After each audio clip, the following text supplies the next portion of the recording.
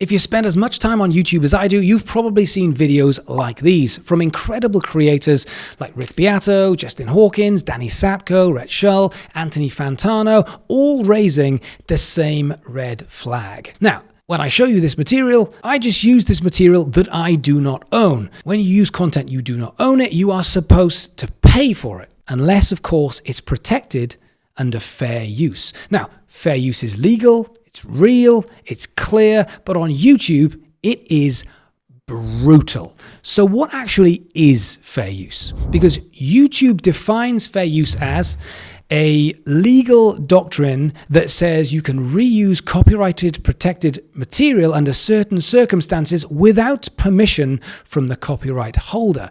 Those circumstances include commentary, criticism, teaching, news, and reporting. So that's all good, but YouTube adds an extra disclaimer, which is they can't decide what counts as fair use.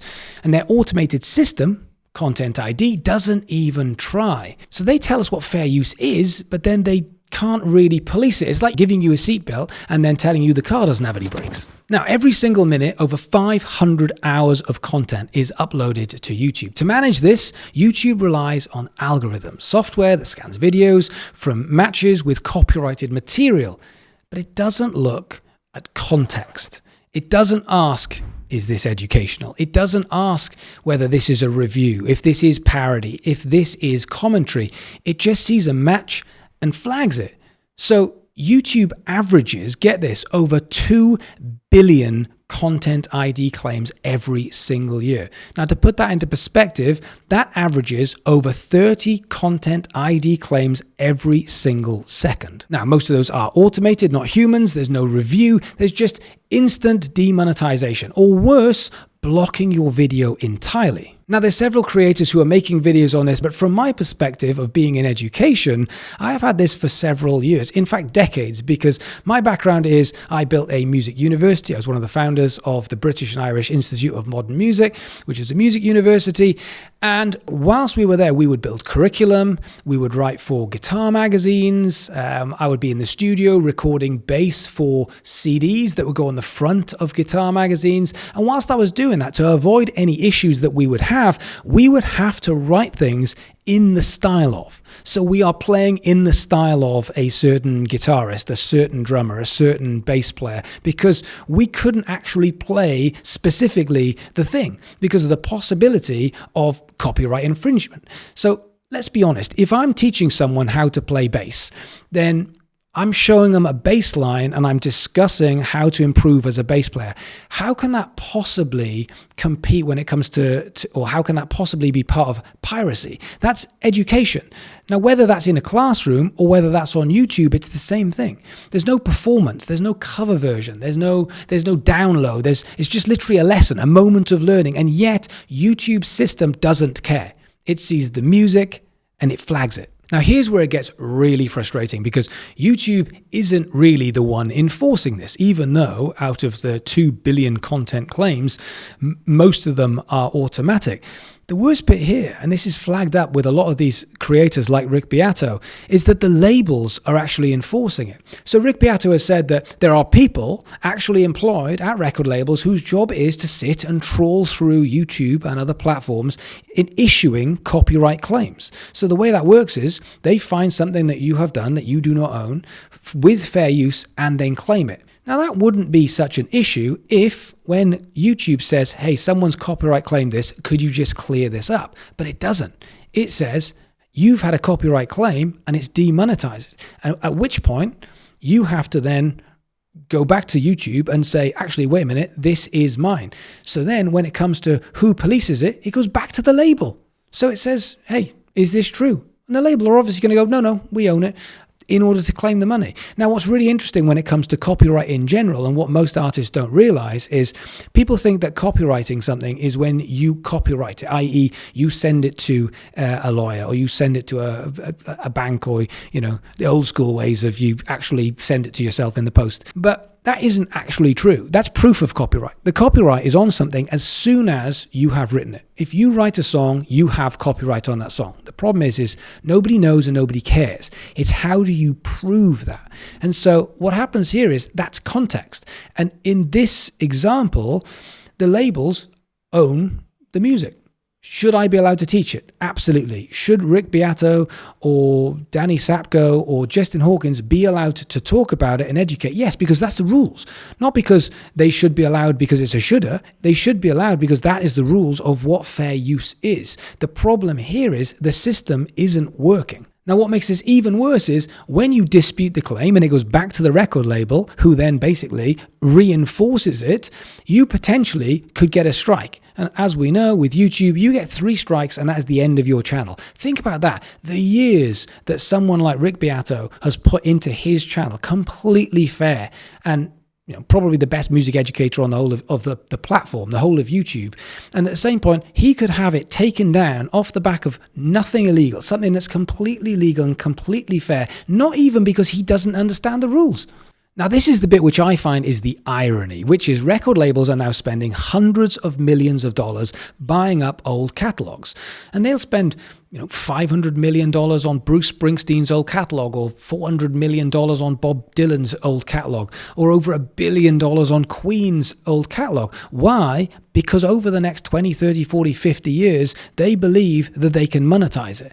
As more platforms come out, they can bring in the royalties, they can make more money, and their asset can live on, and hopefully it can even increase and inflate. But the problem with this is, when you want your songs to live forever, then at the same time, you're blocking and punishing the very people who help those songs stay alive. It doesn't make any sense. The people breaking them down, the people teaching them, the people reviewing them, people like Justin Hawkins, who has a huge audience, is bringing this music to a whole new audience. They are doing a positive. They are doing you a solid. And what are you doing to repay them? You give them a copyright claim. You give them a copyright strike on something that's completely fair. So on one hand, they're saying, we want this music to be immortal. We want this to live forever and get bigger and inflate and make us more money. On the other hand, they're also choking the very reach that gives the music its value. So that's not strategy. That's short-term greed over long-term gain. What would make sense is actually saying, look, honestly, let's get the music out. This is the same thing as, if you remember back when you were 15 years old and you go around your mate's house and he goes, have you heard about this new artist? Have you heard about this new band? I remember going to my mate's house and he handed me a CD. It was Rage Against the Machine. And he went, you need to hear this. And we put it on and we just sat there in total silence for 40 minutes, just mouths open. I was like, this is amazing. I would not have heard about that music in the same way if he hadn't showed me. That was a taste-making moment. Now, you've got people on YouTube who are doing that over a huge amount of people. Hundreds of thousands, if not millions of views, and millions of people are hearing about music that they didn't. They are being taught about music that's relevant and important. If labels shut that down for a short-term gain, they're really cutting off the hand that feeds them when it comes to these huge multi-million-dollar catalog deals. So what can be done? And I urge you to watch some of the videos done by Rick Beato. I'll put some links in the description. And he has some great suggestions, which I agree with. But firstly, YouTube needs a better system. It needs a fair use review process that isn't just Content ID. This Content ID has been a temporary solution for a long period of time, which was fine when it was like, well, we haven't caught up. The music industry changed rapidly with music going digital and then going to DSPs and being able to be housed, and effectively anyone can put out any music anytime.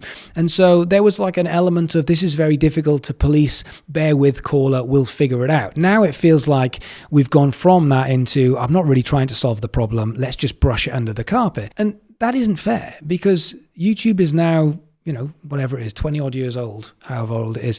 This is the time where we should be looking into these, saying, look, you've had your grace period. We need to sort this stuff out. And the same goes for other platforms too, by the way. So we need a proper fair use review process that isn't Content ID. Secondly, the penalties for wrongly claiming should be as big, if not bigger, than the ones enforced on the creators who are supposedly ripping off this music and using this music, because there's no penalty. If someone, I could potentially claim someone's music, and if they say, actually, you were wrong, I just go, oh, well, it doesn't matter. So I can just sit claiming anything if I wanted to. The penalty should be, I don't know, $1,000 straight to the creator. So if someone says, hang on a minute, as a label, I am claiming on that track that you've got, let's say Rick Beato does an Eagles track. If the record label claim it, and it becomes fair use, I think the record label should pay Rick $1,000 for damages. And I think it's like, you'd be very, very careful with what fair use is and what fair use isn't. Because at the moment, this is the Wild West. I also think we need an independent review panel. So this isn't just as simple as Content ID. This is actual people who actually review this and they get context. Because at the moment, AI or whatever the system is, it doesn't understand the context. So the laws are there, the rules are there. All we're asking for is review the rules, stick to the rules. So therefore, if we need to have an independent review panel, especially for larger creators, like we can't lose people like Rick Beato off YouTube. That'd be crazy, but it could easily happen. So, and as he points out, then you end up having, as he's got, I think, a legal team or a legal person who basically fights the claims. It's ridiculous. So that means he's having to spend money in order to fight a completely legal claim, possibly on every single video. It's ridiculous. And I'm biased because, my background is education. But I believe education should get a pass. I want to be able to teach people, education stuff. Whether I'm using socials, whether I'm using music, whether I'm using, anything to do with music, education is different to just sticking up someone's song. And lastly, transparency. Did you know that people can content claim, and you have no idea who this is? Completely anonymous, because claims are anonymous, so creatives don't know who's claimed and who hasn't. So YouTube needs a real support system for creators, because right now the process is built to protect the big guys, the labels, and not the people making the content. YouTube is one platform that has changed the game, and it has given so much freedom, so many opportunities. It's such a powerful tool. But what comes with that now is we need to evolve some of the other systems that haven't quite caught up with the positives. We need this system to catch up and be something that has probably been said for over 10 years. This is not about stealing, it's about sharing, it's about teaching, it's about passing it down. So if you haven't seen any of the videos, I'll link some of them down below, but definitely check out some of these creators, because this has been rumbling on. Rick Beato has been talking about this for a couple of years, I believe, and it doesn't look like it's going away anytime soon. So go and check them out. Otherwise, thank you for watching, and I'll see you guys soon.